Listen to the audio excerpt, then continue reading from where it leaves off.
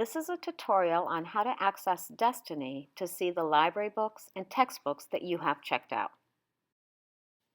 Once you're in your portal, click on the Destiny tile.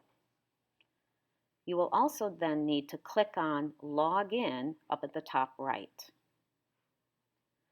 Always click on Log In using your account with the Destiny District portal in blue. Now you should see your name in the top right. Right next to Catalog, click on My Info. This will list your library books that you have checked out. Under Library Materials, it shows you the due date and the title of the book that you have checked out. Under Resources, it says Consumables or Textbooks. These are your workbooks that you have checked out.